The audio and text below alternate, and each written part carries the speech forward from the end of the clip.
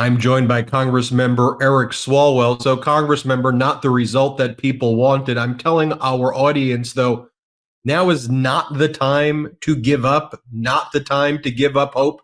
Now is the time to get to work. You put out a message today to that effect. What's your message to everybody out there? Yeah, let's get loud and let's get going.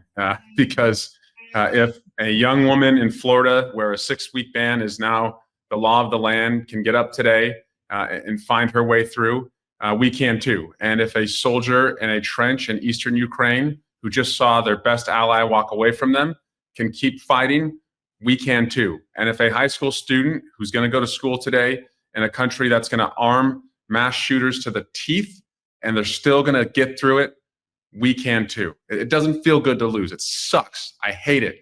I hate what this winner says about our country and the people who make it so great.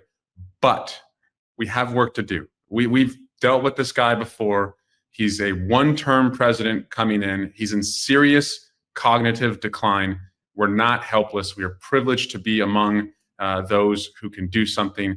And by the way, there's no time to mourn or grieve for too long, because the next play is going to happen pretty soon when he starts to nominate all of the cabinet officials who will implement Trump's Project 2025. And so we got to be loud. We have to get in front of all of the senators who are going to be voting on this and make our cases to them as to why people like Rick Grinnell and Kash Patel and all these others in the rogues gallery cannot be in charge of our country, why our kids need vaccines, and we're not going to let RFK Jr. as the health secretary take them away. So there's a lot of plays coming down the field. And so we should, be upset, but let's put our helmets on, get back on the field and defend, the yardage between us and Project 2025 becoming the law of the land. You talk about two individuals there, Rick Grinnell, Kash Patel, who are now at Donald Trump's top list of leading the CIA. You talk about and by the way, if either of them are there, it's just the CA. Right. And then you have his picks for Attorney General Judge Eileen Cannon, who dismissed his case when he stole nuclear secrets, is at the top of that list. Other individuals who have said some really serious things. What can we do? First off, what's Congress going to do? As you're speaking to your colleagues, what is that resistance going to look like? Well, here's the good news about Congress. Best scenario is Democrats win, are in the majority. Hakeem Jeffries is the speaker. That can still happen. Worst case scenario is that we're in the minority, but Republicans only have a 2 or 3 seat majority. We just saw what that looked like with the shit show under Speaker Johnson. And Speaker Johnson was formally the speaker. Functionally, Hakeem Jeffries was the speaker because no vote of consequence passed without Democrats delivering the vote. So we know what that looks like. We can do that again. So we have to use the House as a way to fence in Donald Trump and his worst instincts. And a lot of people are talking about how the Supreme Court, we did a video on this morning, the Supreme Court overturned the Chevron decision, which used to provide not carte blanche authority for agency discretions, but gave agencies a lot of deference. Donald Trump and all of his, people got that overturned. Now Donald Trump controls the agencies. And so there are people saying, and you're a lawyer, that the federal courts are now a route as well to kind of curb it, which is interesting and it just goes to show you the lack of strategy that they're having, where they would have had all this deference to agency decisions. Right. Now that deference is stripped away, and federal judges in the first instance are now making decisions, which is what they wanted, because they wanted to own the libs and own Biden. But now that's back to kind of haunt them here, if you will, or protect the people's probably a better way of putting it. No one has ever accused them of being strategic or smart. And so, yes, now they're going to have to live with the decision that their Supreme Court came up with, which means that everything effectively has to go through this pretty gridlocked Congress. And again, I want your viewers to know, because I understand, they may be upset, they may be feeling down, but the work that you did to elect Ruben Gallego and Alyssa Slotkin and Tammy Baldwin, that is the difference between running away with this stuff in the Senate and having tight margins where Murkowski and Collins and Tillis and others are going to feel a lot of pressure to work with us to inoculate against Trump's worst tendencies.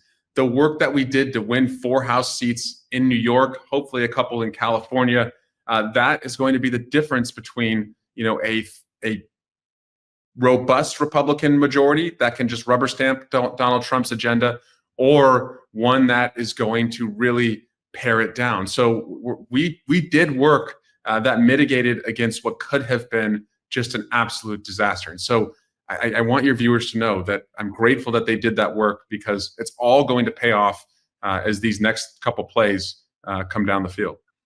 Finally, on my TikTok feed, at least, I'm seeing, all these videos of this group pointing fingers at that group, and these people pointing fingers at these people. And I've been telling the audience, I'm not sure that's the most productive way of dealing with this. And there are certain lessons to be learned, of course, but I think the recriminations and especially dividing each other is exactly what, ultimately the people who helped Donald Trump get into power, the Elon Musks, want the people to be pointing fingers. I'm not helping you. So I'm not helping you. So what are the lessons, though, that, it's recent. I'm sure you have some lessons that you've taken out of this election. And what can we do, though, to build back, this robust coalition that brought, a big Biden victory in 2020?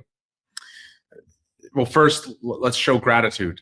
Black women and Black men showed up. I mean, they showed up at the same levels as they showed up for Biden or greater. And they, were really, in leading up to this election, the press, extended this narrative that they were not going to show up. And there was really no reason to extend that. And they still did. So I think we should thank Black men and Black women for really showing up this election. We have work to do, clearly, with different segments and people in our country, and we'll do that work, and we'll take the time to understand, what it is. I will just say, from where I sit, and I'm just a blue collar kid, who's the son of a cop and was the first in his family to go to college.